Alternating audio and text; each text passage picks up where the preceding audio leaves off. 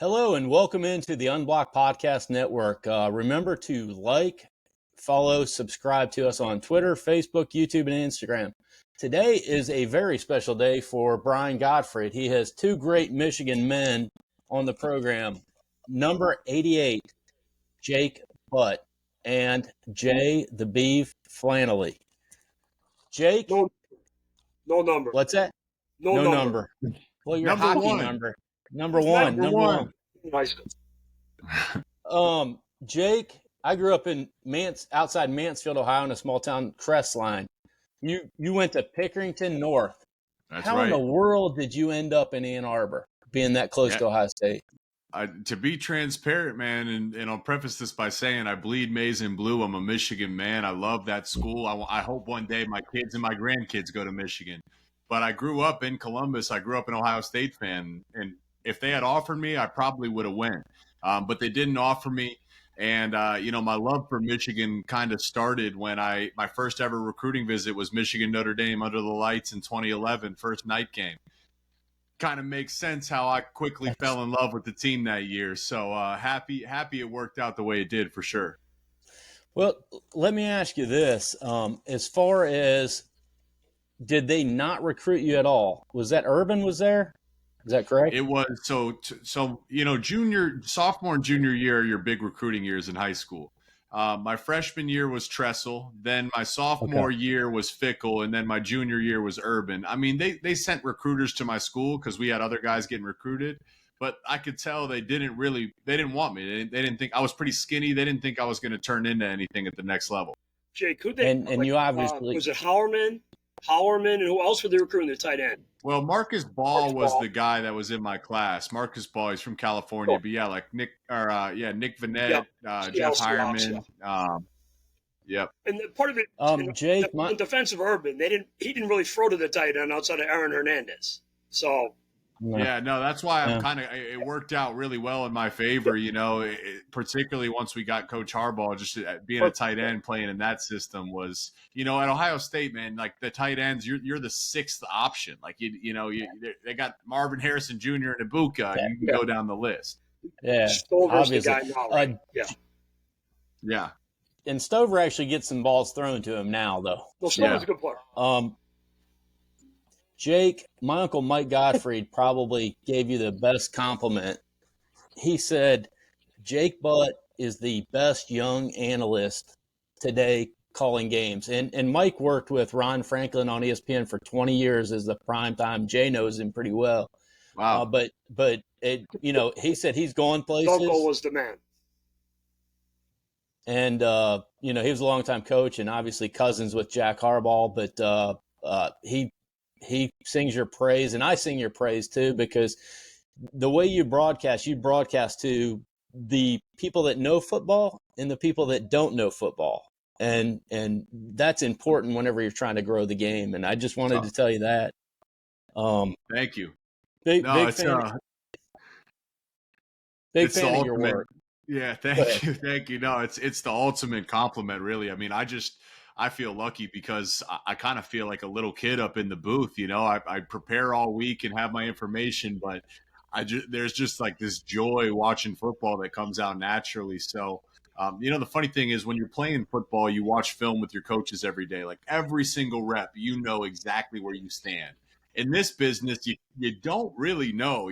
Am I doing good or not? It's pretty subjective. So I definitely don't take that lightly, and it's greatly appreciated. Well, here's one that I stole from you before we get into the preview, and we're going to do most of the time on the preview. But, Jake, what is your favorite sports memory, and why is it your favorite sports memory? What makes it so special? I took that right off your Twitter. I thought that was a great question to ask people. Yeah. There's quite a few. Jay, do you have one? Are you trying to jump in? Do you have one? Yeah, for you, it'd be the year we beat. Well, wait a minute. You came in after Fickle. Yeah, came in after. Yeah, I didn't beat him. I never beat him. That would have been number one. I would say probably for you, maybe the Jake Rudock year, the bowl game win was good. That was up there. 2016, beating Michigan State in like riding in the bus home with Paul Bunyan. After That the was year up before, there. and your involvement in that play. Yeah.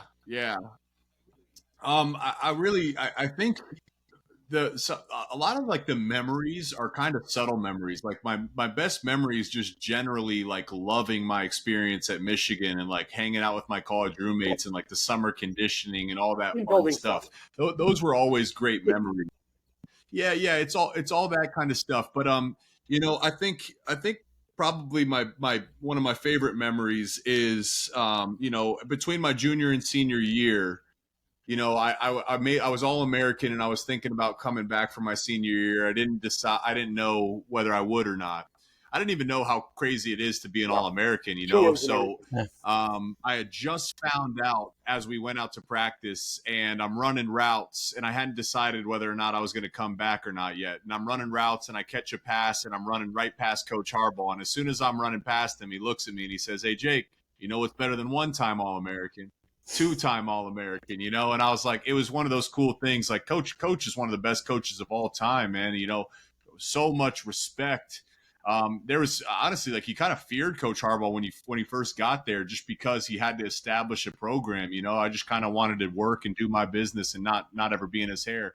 That was really cool. One that just came to mind too was when we were playing, I think we were playing Maryland, I believe Maryland in 2016, and I ran a crosser. And as I caught the ball, I knew I was close to getting the career record at Michigan, but I wasn't 100% sure. So I caught the ball, got tackled, and we get back in the huddle, and someone comes over the PA, and he says, "And with that catch, Jake Butt is the #1 tight end in career receptions and yards." And like the crowd stood up and cheered, and Wilton was calling a play in the huddle, and he stopped to hear it. And we all looked at each other, and he was like, "Hey, that's pretty cool." I'm like, "That is awesome." It is. We lined up again. I thought you were going to say it's the time Maddie Gottfried and Addie Harbaugh sung the Jake Butt song to you, but hey, that's a life memory. This is football. That's up there though for sure. That was awesome. And I was wrong. I thought they sung it to Ian Bunning, but Jake was telling me beforehand. Jay goes, "Oh yeah, I remember that." He's like, I feared Coach Harbaugh was calling me. Man, I get the call. Coach Harbaugh's number pops up on my phone. It's like, at this point, you're like, man, am I in trouble? Like, why is Coach calling me? Oh, shoot. And I answered it, and he said, "Hey, Jake, how you doing? You got a second?" I'm like, "Yeah, Coach, what's going on?" He's like, "Hey, I'm with some people here that have a song. They want to sing to you." And he put it on speaker, and they sung it for me. And it was just an awesome moment, man. Really cool. Yeah, no, and she actually waved at you at Maryland the next year. She was waving at you and Ian Bunning the whole time. John Harbaugh brought her down on the sidelines at 5 years old, and the security's like, "You got to be 18 to be down here." And John just gave him that look, like, she's staying.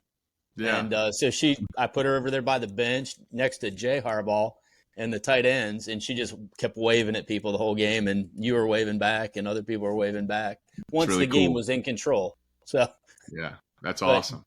Jay, do you want to take over and run us into the preview of this weekend's big games? One of the things that was cool about Jake, he's one of the guys, I met him on his recruiting because of Coach Hoke, and his parents and his whole family were almost at every game. I always remember that about Jake, because he used to tailgate with his parents on Friday night and the day of the game.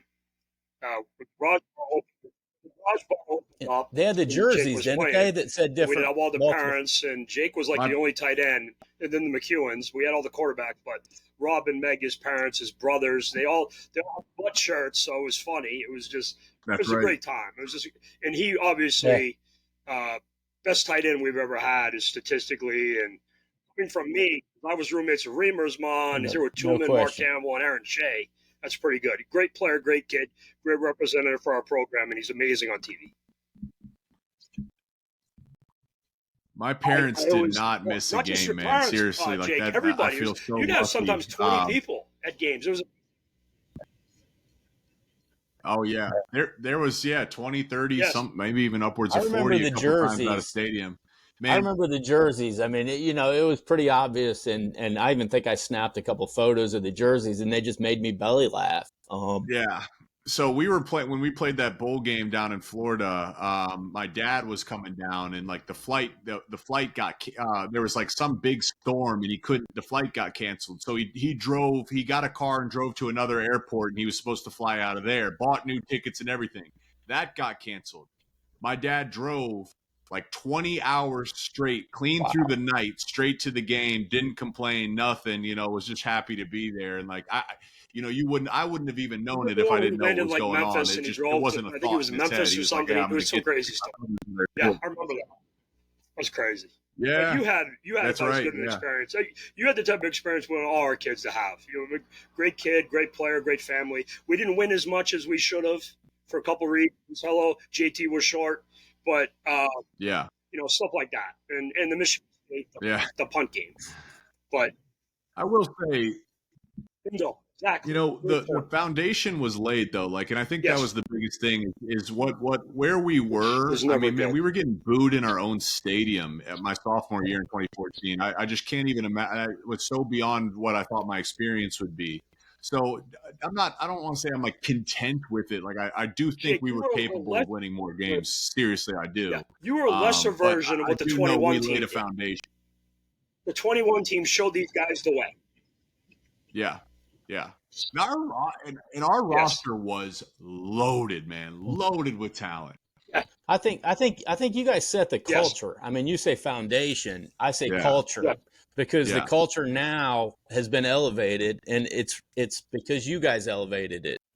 Yep. And brought everybody, the younger players, everybody bought into the culture, and now that's why we're seeing the success that we see. So Michigan, there was a period where Michigan deserves national respect every single year, and like there was a period there where I think that was lost. Like you could feel it when teams would play Michigan.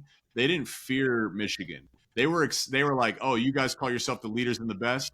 We're gonna beat you, and we want you to feel that, and that was the energy. Nowadays, I think teams when they're playing Michigan, they're like, oh shoot, like Michigan's coming to town, man. These dudes are like an immovable force. So it's kind of, it sways back and forth for sure. Well, let's do it. But Jay, do you want to get into the previews of the games this weekend? You want to support the MDen? They support me. Beav's World, my website, with all the business. Jake's done some work with us at the Chicago opening for mobile, and MDen help them out. My website, Beav's World, is sponsored by those guys. They're great people. Get them going. Great business, great people. Online everywhere. And MDen they're sponsoring this episode, and they're responsible for most of the clothes that I have in this closet. But no, Jake, one thing I wanted to ask, as far as we get into the Michigan State game, you and I both come from different perspectives on this. Obviously, I'm from the Boston, Massachusetts area, Andover. And you hear about the Ohio State rivalry, and you're from Ohio, so you hear about the Ohio State-Michigan rivalry. And then when you come here for the Michigan State game, it's a big deal, but I think we both got taught how big a deal it is. Could you talk about that? 100%. Yes. 100%. Yeah, they're different rivals. Like Ohio State, Michigan, it has that national recognition, and there's like kind of an underlying theme of respect. Whereas Michigan State, it's almost like we hear the little brother talk. That's little brother, big brother. Like I grew up with two brothers. So we were under the same roof, just like Michigan and Michigan State are in the same state. Like you're so close to them. These guys. Like then it's like a hatred. Then there's more emotion. Then there's like more desire to win and punish the other one. So it's much more different in that sense. It's a different is the word, right? Not better, not worse, not anything else. It's really a different game to be played. You kind of you buckle your chin strap up the same for both of them, but this one feels more like a fight. Though, shoot, hey, I was in the big house in 2013. The fight broke out for the Ohio State game, but I equate this one more to a fight than I would Ohio State. What do you think going into this weekend's games? Let's start with Ohio State and Penn State. Obviously, that's a huge national implications. What are your thoughts on that game, Jake? So I think this is just think about the two programs. James Franklin, I think he's 1-8 against Ohio State, or 1-8. So was the game they won. Yeah. So remember. Coach, and we'll circle back to that. But Coach Harbaugh found himself in a similar position where he was an extremely successful coach and winning a lot of games and recruiting well, but he needed to get over that hump. And I look at this matchup this year as that. I don't want to call Ohio State vulnerable, but I don't think they have that same pop and power that we've been accustomed to seeing them, particularly on the offensive side of the ball, though their numbers are good. Matching up, though, Penn State gets to the quarterback better than anybody, man. They're averaging like 4.5 sacks per game. Absolutely. Their pressure rate is extremely high. And the weak point of Ohio State is their offensive line. When McCord has a clean pocket, I don't want to get too into numbers, but when McCord has a clean pocket, he's a 70% completion rate, 12 yards per completion. Under pressure, that goes down to 37% completion rate, almost half, and 2 yards per completion, so 1/6 of the 12. So he's a different quarterback. I really think Ohio State has to have a plan to handle the pressure, or it's going to be tough to move the ball against these guys. On the flip side, I look at it, this is the best defense Drew Aller has faced all year. This Ohio State defense has taken major strides. This is why they brought Drew Aller here to do this. He's a 5-star, like Sean Clifford, decorated, won a lot of games, made He's some an plays. Ohio Tracy kid, Curley, too. same thing.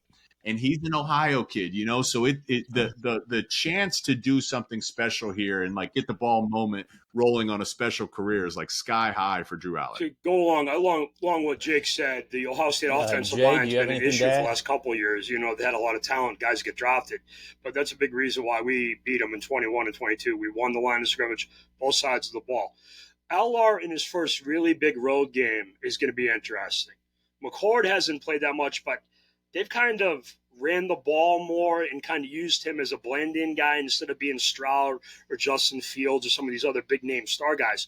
When you consider all the wideouts, I think a big reason why they won the Notre Dame game is they did run the ball. And they didn't try to beat, Bill Walsh or Eric Coryell and just stroll over the place like they've been recently today. And I think that's kind of his weakness, is he tries to get caught up in the passing game too much instead of trying to win the game. I think Penn State has probably a better team, but I'm worried about Drew Aller in his first big road game. Like, really good team. It's tough. Jake, you played there, obviously. He's never going to experience. It's reverse of what Penn State normally has with the great crowd. He's on the road. It's going to be a big thing for them in Ohio State. Yeah.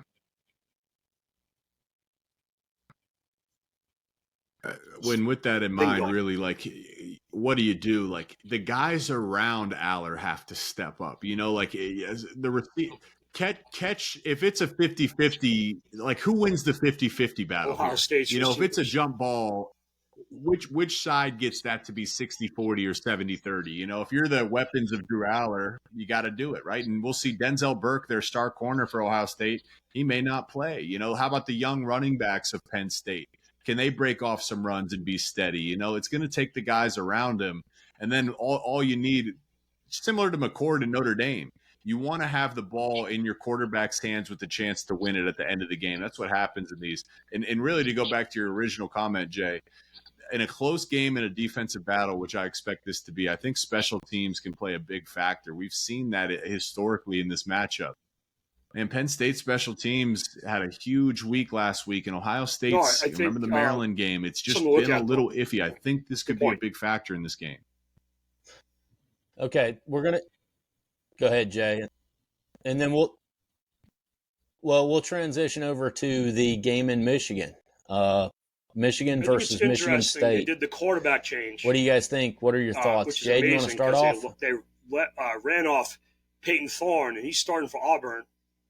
The first kid didn't work out. He's a smaller kid.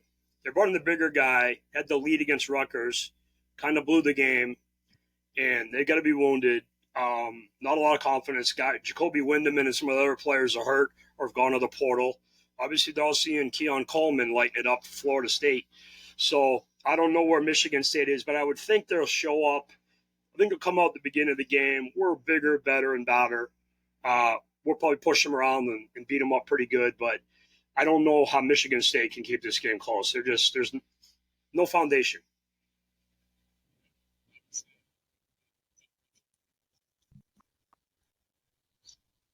Yeah, I would say, I mean, if you want to do it, like the DNA of an upset, it really, the first 15 minutes are critical. Like you need to start fast.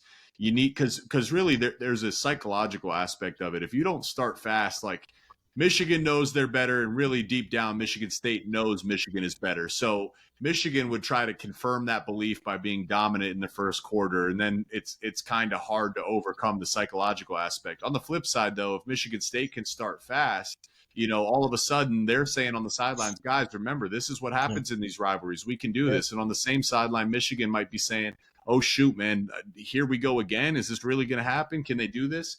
If that's the case, I believe Michigan State won't be able to just stand toe-to-toe and box with Michigan for 4 quarters.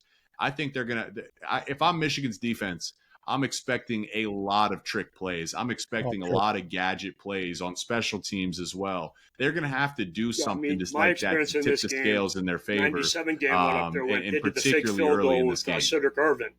That's how they got their only points in the game in 97.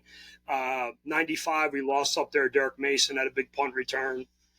Desmond obviously had a great game against him in 90, which we lost, but he had a kickoff return touchdown. It's a great point. Mike Gillette had a fake punt for a touchdown. It was in the 80s. I think there was 88, 89. Always a lot of special team plays in these rivalry games. And obviously, one you were involved in, Jake, the punt. Yeah. Unfortunately. Yep. 100%, man. That'd be a big factor. Yep. Exactly. Yes. Jake, what game do you have this week? I got Nebraska Northwestern, which is a sneaky good game. It's in that 3:30 slot, actually. Both teams 3-3. Both teams coming off a bye. Both programs in transition could really use a 4th win to try to get to that bowl game mark. What do you think of the job Matt Rule's done so far? Because I'm a fan. I've been a fan. I am too. I think he, again, there's such a psychological aspect about football. They lose that game to Minnesota week 1, and people were literally saying, wait a second, is Nebraska cursed? And Matt Rule has done a good job of hey, oh man, is this really going to happen again? Are we doing this again? And it is hard to keep a locker room, but that's what a head coach is supposed to do. You have to deal with that. He's dealt with that. And frankly, the offense or the defense significantly improved. This year, they're giving up over 100 yards less on the ground alone than they were last year. That's a huge leap. Offensively, I think they still turn the ball over too much. And frankly, the quarterback play is just going to limit. It's just not good enough for them to really be competitive consistently for the whole year. But I'll give them credit because they're calling plays and finding ways to make things work with what they have. And frankly, that's a credit to Matt Rule and his staff. I told my buddy John Lieber, who's a Nebraska fan, and Jay actually knows me, pitched for the Cubs and pitched in the major leagues for 13 years against my Boston Red Sox one year. But I told him, I said, Nebraska fan base may be the best fan base in all of college football. Yep. Because all they do is show up, and they keep showing up, and they keep showing up. And I'm a big Matt Rule fan, and I think he's going to get it turned around. It's just when, and obviously the transfer portal gives him the opportunity to get it turned around quickly. Don't you think so, Jake? Oh, 100%. I mean, they had a significant roster turnover, significant staff turnover. I mean, this thing is completely brand new. So on one end, that's a positive. On another end, that presents its own challenges as well. Sure. But I think the biggest thing, what just like we were talking about with Michigan, you don't have to compete for a conference title this year, right? That's not going to happen. But what you got to do is instill some belief into your locker room that you're the right guy for the job and that you're going to get this thing trending in the right direction, which it seems like he has. And that's why this week is so big as well. Well, Jake, I know you've got to go, and we appreciate your time, and we appreciate you as Michigan fans. I'll just put my chest out a little bit. The job you did for us to set the culture, not just lay the foundation. You set the culture too. And obviously we're enjoying this season. Do you have any thoughts on the Lions, Jake? Do you get to watch them at all? I do, man. And it's the same thing. I love watching the Lions. I first off, I love the Sam Laporta pick. I tried to tell people he's the #1 tight end in the draft last year. I told people they didn't believe it for whatever reason. I don't know how you're betting against Iowa tight ends. But what I really like, again, is think about the Lions were cursed, right? They were cursed. Absolutely. So what a lot of guys do is they try to load the roster with talent and they sacrifice culture at some point. I think Dan Campbell did the exact opposite. He got rid of culture if it meant, or he got rid of talent if it meant negativity towards the culture. He has prioritized. You look at the guys that he's drafted and brought in, captains, leaders, guys that love football, because he knows the way the Lions were, like, if nothing else, it would be an improvement to get a roster of 60 guys plus on the practice squad that love ball and love to work. He knew that's the principle that was going to help them get this thing on track. And then here's the fun thing. The dudes that he got are also ballers on the field as well, but it's such a different energy in the program right now. I talked to a friend in Detroit the other day, and he said, it's like this place is unbelievable now. Like, just people are kind to each other because, and John U. Bacon, I think, tweeted about, he said that the hate's not as bad between Michigan and Michigan State because of the Lions, because we've all kind of come together on them. But hopefully they lose this week to my Ravens. So we'll see about that. We'll see. Thank you guys, though, man. It's awesome to join with you. Appreciate it, Jake. Oh, it's unbelievable. Jay, do you want to go into the Detroit culture? What's happening up there on the ground? You know, with the kneecaps. Can you talk about it a little bit? Kneecaps press conference, And, you know, you mentioned he got rid of Jamie Collins and a couple other guys that were his first press conference. He talked about biting the kneecap. You know, a kid like Craig Reynolds, who they kept him on the team because he was a good blocker and pass pro. He's probably going to be the starting running back this week with David Montgomery hurt. Just added subtle guys. But listen, the two biggest components, three. Well, I'm lying, four. At the general manager and the owner, Sheila Camp, Brad Holmes, the GM, that's the first part, because they hired Dan. But the second thing is Jared Goff now is a better player than Matthew Stafford. And it's not even close, by the way. Just look that up and watch it. And here's the fourth and final thing. Yes. When you get build a team that is on the cusp of what the Lions are about to do. Throws. I agree with you on that. I've experience watching dynasties develop and winning happening. You need to be fortunate. You need to say draft the greatest quarterback in the history of the league in the 6th round. You need to have, Don Mikowski get hurt and Brett Favre come in. You need to find Joe Montana in like the 4th round and then bring in some guy that Tampa Bay thought was washed up in Steve Young. The Lions were at the 2nd pick in the draft, and Aiden Hutchinson fell to them. Yeah. And he completely changes their entire team. And I'm not just saying this because I love the kid and his family, and he's a Michigan kid. I'll tell you what. His game tape it's literally he auditions people. He makes guys that are good NFL players want to find alternative careers. He gets held every play. They don't want to play football. They want to play golf. And you mentioned Sam Laporta. The last year's draft, they got 4 guys in the first 2 rounds. They're all really good players. It's unheard of. You can have a really good draft and get 4 good players in it. And now J-Mo's getting going. The offensive line is great. They have some leftovers from other drafts, but they have a first-round pick at both tackles and center. They have the first pick overall at quarterback. They found an elite player in St. Brown in like the 4th round. Jake mentioned Laporta. Their entire defense has players that they can't find reps from Malcolm Rodriguez. Malcolm Rodriguez right now might be the best defensive player if he played for the Patriots. He's not even playing he's covering kicks on the Lions. So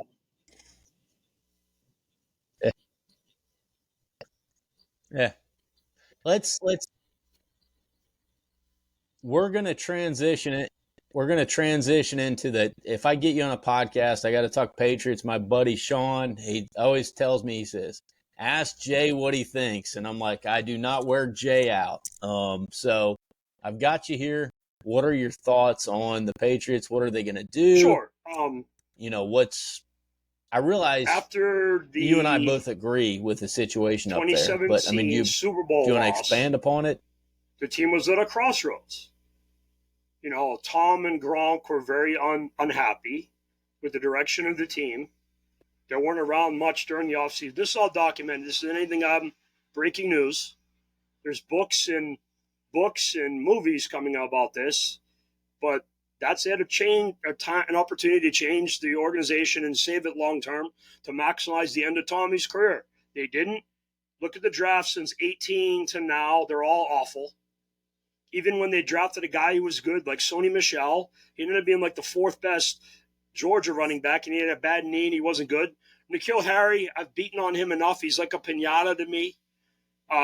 He's probably as much responsible for Tommy leaving the Patriots as anybody who doesn't is not on the masthead of the organization. He literally cannot play, and he was in a draft where you could try hard and draft a wide receiver, and he wouldn't have been a great player. They somehow found the one guy with the second pick in the entire receiving draft that sucks. He literally can't play. And somehow the Patriots found two other guys later in that draft who were good players, including Jacoby Myers. And Gunnar Olszewski was an all-pro kick returner. So, but they somehow maximized and overcame that, won the Super Bowl in 2018, because they have Tom Brady and they had great defense and they figured out how to play with the three running backs and the offensive line. They got fortunate. They won the game in Kansas City, drew Jared Goff and the Rams in the Super Bowl, and they figured Goff out and shut him down. They won. 19 happens. The team was bad. They won whatever amount of games they had because of Tom and the culture, but the team wasn't good. Vrabel and friends went in and beat us, and then Tommy left. And ever since then, Belichick and friends have no real plan. They're somehow worse now than they were in 20, which makes no sense because they're getting better draft picks. So if you understand how the draft works, your team, when you have a draft, don't grade it the first night.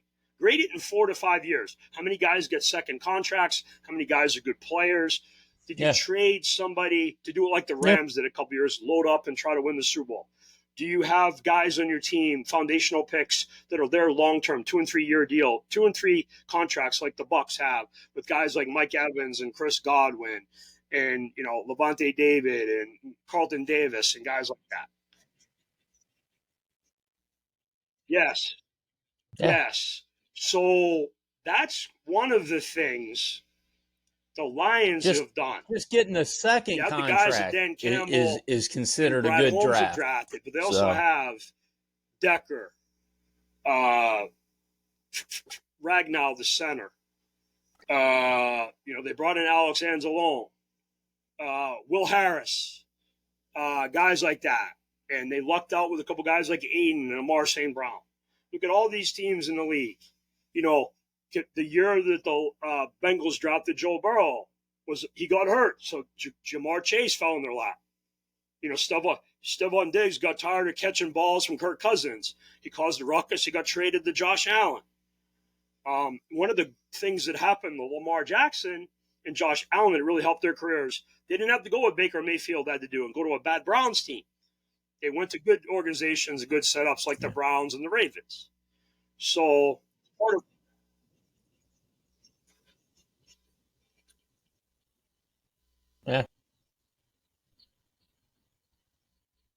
great guy and friend of mine. Great guy. What do you think, Jay, of this year's quarterbacks? Because I keep telling everybody, and David Morris, we did a show with him at Quarterback Country. He's sending the kid from Charlotte your way.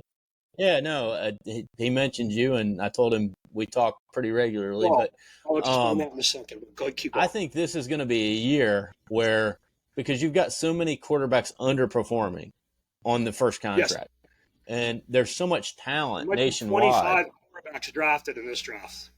No, there's so much talent nationwide, and I think it's going to be a big quarterback draft in the first and second round. Unique. As far as this year's quarterbacks go. Unique, though. I think it's going to be a high number in that first and second round that we haven't seen in a lot of years. Team's bad. So Frank Reich clearly wasn't on board with the move, and he's talked about it in the last week. Stroud is doing great. DeMacio Ryans. One of the things with the Texans, because I know their team really well, I have a lot of friends around that organization in media. One of my old teammates and friends is the old coach, and his right-hand man is one of my longtime buddies. with the Texans. They have a very good offensive line, and that helps C.J. Stroud. So, yes, and they had some winning teams.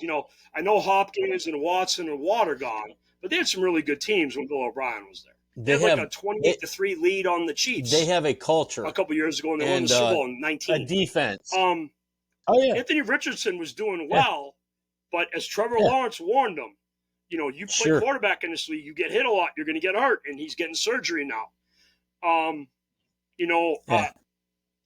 It's hard to say with the rest of these guys, but I'll say this, and never in a million years did I ever think I'd be saying this, Brian, and I'm not drinking. This is water. Yeah. You know who I'm now high on? I'm high on Zach Wilson. Because, let me explain. When I watch these guys now, there's no more Tommies anymore. The unathletic, knows where everybody is guy, that really doesn't exist anymore. There's very few of those. Every one of these guys can move a little or a lot, whether it's Joe Burrow, Josh Allen. Tua moves a little. He's mobile, but he's not a great runner. Geno Smith doesn't run really well, but almost everybody else moves really well. But Zach Wilson does a couple of wow things. Now, he does do the stupid arm strength throws that we've seen Brett Favre, Drew Bledsoe, and young Josh Allen do, where they used, why did you make that throw mistake once or twice a game? But he does so many wow things. When you look at him and somebody like Mac Jones or Baker Mayfield or, God forbid, Brock Purdy, when he doesn't have 17 All-Pros around him, you go, wow, what are they really? Yeah. That's one of the things that makes Jalen Hurts so good. I'm a huge Jalen Hurts guy. Jalen Hurts, Jalen Hurts reminds me of? Reminds me of Tom, because he's calm. He's the same on every play. Yeah. Everything, when you see him playing, you want to think everything's going to be all right. And he's slow, and his heartbeat's always the same. He's not up and down. He's very calm. Yes. Quarterback, huge programs in Oklahoma and Alabama. That doesn't happen by and as well as I do, the team knows that too.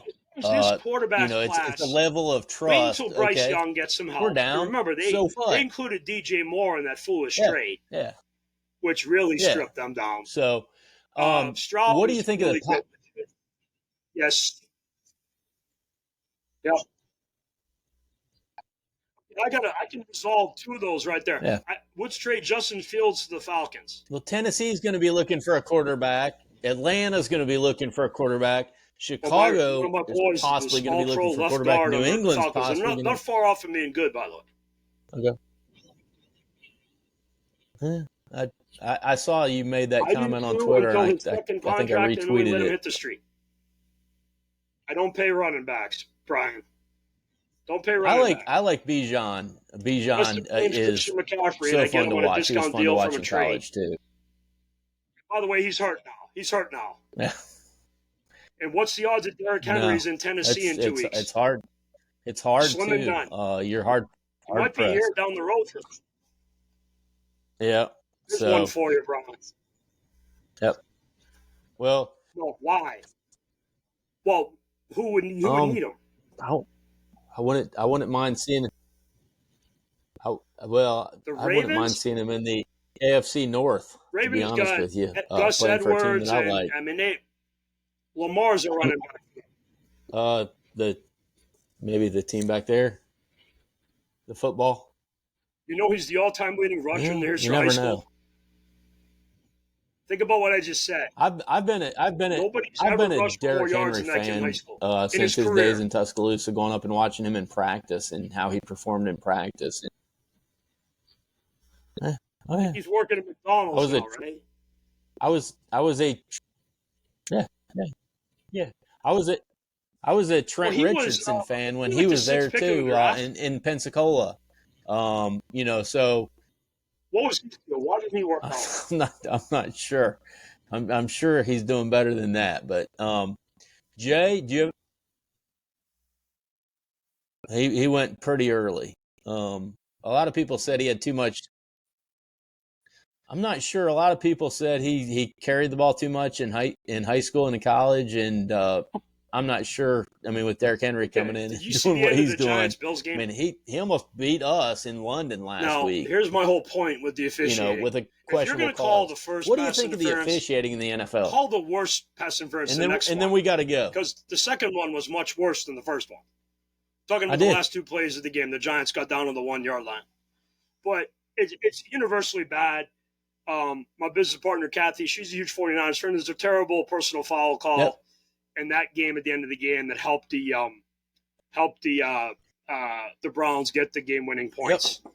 I think it was on Gibson, the safety. They called him for a personal foul. It was stupid. But again, everything is in the sport now is fantasy and gambling, so people are more intensified about bad calls and so forth. So it's just awful. They need full-time officials to train these guys, but they won't do it. They won't spend the money on it. And it's also the second biggest problem in the sport. The single biggest problem, we're taping this on a Thursday, is Thursday Night Football when the players play on Sunday and they got to play in 3 days. It's ridiculous.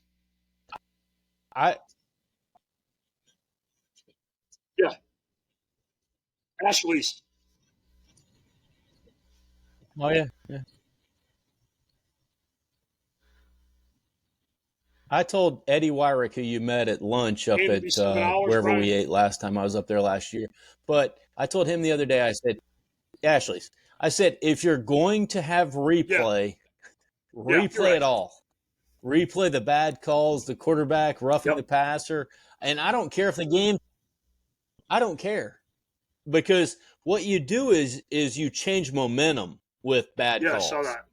And it cost people jobs, both defensive backs. I don't know if they expected Michael Pierce to levitate last week in London, but they cost him for a late hit. Personal fouls on the quarterback. The guy weighs That's 360 pounds. That's about it's not like he can stop when he's from Daphne High School over here. Who turns in the game and wants to watch it's not like he can stop. And that's the whole point. People watch the games. It's driven by gambling and fantasy now. There's less people that are like you and me that are football guys. They will watch the games because of they either bet on the game or their fantasy players are playing. And as an example, Trevor Lawrence is battling a bad knee. He might not play tonight. If he's out, who's going to watch the game to watch Beathard play, CJ Beathard play? And if you have fantasy players like I do, I have Ingram and Travis St-Anine. They're going to be impacted because Trevor Lawrence is going to play. I think he's going to play, by the way. But the sport is driven and dominated by fantasy and gambling. And when you have backup quarterbacks, and by the way, Bob Kraft and Jerry Jones figured this out 30 years ago, that we can't sell our product if our star players are hurt, particularly quarterbacks.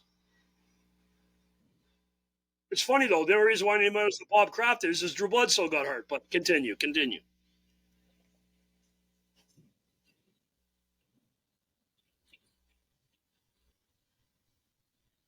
Yep. Well, there you go. Jay Flannelly. I'm on Twitter. I'm on Facebook. JFLA. Go ahead and tell us how people will find you, and then I'm going to go over Twitter, the Unblocked podcast. Beav's World's my website. How they find us. BeavsWorld.com. Kathy, my business partner, big U of M gal. We that's our business. We've had it since I believe 17. Wow, God Almighty, 7 years, and almost all football related. I got new pod up there.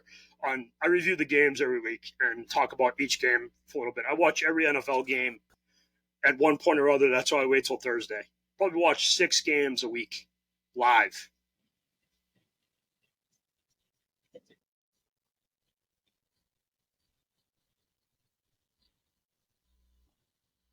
Well, I have friends or connections almost every NFL team. Yeah, and honestly, it's a great summary that Jay provides, and I see him mostly on Facebook. I don't know why I don't see him on Twitter. Briarwood, but, you got and then State our sponsor, Street, the M-Den. You got Main Street, online.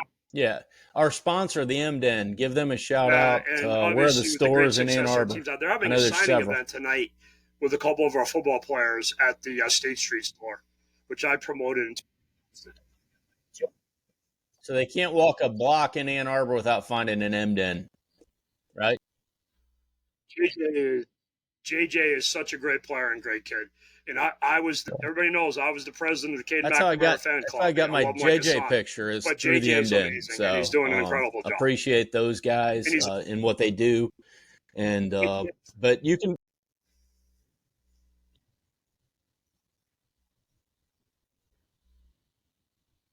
Yeah. Yeah. And we're sending prayers for Cade for a quick healing, and he's been there 7 years. Quick healing, and hopefully, I don't know if he can come back next year. I don't understand COVID. When Brad Robbins told me he was thinking about coming back for an 8th year, I was just like, huh? So. Well, you said another year. Or Jake. Yeah, no. Blake's only played 4 years. I don't ask anybody like how many years do you have left anymore, because I just assume they've got another year, no matter who they are. So I think he's maybe Blake Corum. Does Blake Corum have another year? He's he did have a COVID year. He did have a COVID year because he had to make a decision last year. So But he got a COVID year. I know he can. I'm just saying. Yeah. Okay. Well, Jay, I thank you for being a friend, and I thank you for setting up this interview with Jake Butt. Appreciate your friendship, and appreciate whenever you text me back, whenever I just have a question about football, because every time I'm around you, I learn something, and you're the most well-connected person that I've ever met in my whole entire life. I've been very lucky. And that's the reason Michael Phelps that's why I'm connected. knows about your athletic ability. Very fortunate to work and be around a lot of great people, and you're one of them. And I'm glad to come on and help you guys out.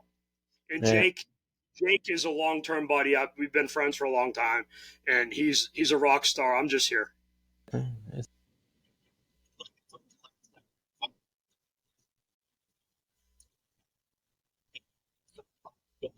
Well, I appreciate it. Let's do it. I'd be glad to help you out. I'm around, but leave me alone tonight. Big game. And then the Bros are 30. Like I told you last time, you're invited on the podcast anytime you want to come on. We love having you, and maybe we'll get something going in Ann Arbor someday. So. Had of idiocy. You just had of idiocy you had. The Bruins. Okay. You only knew how many fights I got into growing up telling people that. The guts are good looking. Well, this was a hat I was going to wear, but after David Morris said, yeah, that's a Jim Rice hat. Oh, I grew up 55 miles north of Columbus, and every time the game was played, I'd get into a fight that week. From the time Jack coached to the time Jim played, and now Jim. I haven't been in a fight in a long time, so I don't know how to do it. There's a couple videos out there, and some of them I do okay, some of them I don't, but I'm still here, baby. Hockey fights, though. I've heard some stories about you. Okay, here's a general rule in hockey fights: get a good grip. I always thought it was smart to pull the jersey over the guy's head, and it actually happened to me at a fraternity. So the last fraternity fight I was in at South Alabama. Usually, people realize I'm 5'7". One of my friends, the baseball player, it helps me in a lot of ways. We realized how small Tydomi was, and he would beat everybody up, including Probert once. Mm-hmm. So you get inside, and you're going to get hit early. If you can survive the first 3 or 4, and then get inside, you'll be fine. I was around a lot of tough players and tough guys, and played with some great players and teachers, and showed me a lot of good things there. And being where I grew up, I learned how to fight pretty quick. I'm not really good at shutting up, Ryan, if you noticed that. It's half the battle.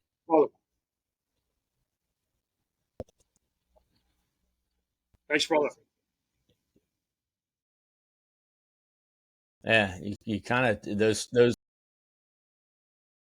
Well, we appreciate it, and we'll see you soon. And thank you again for setting this up, and thank you to the M-Den for being our sponsor for this episode. We appreciate everything they do for the University of Michigan. So we'll talk soon.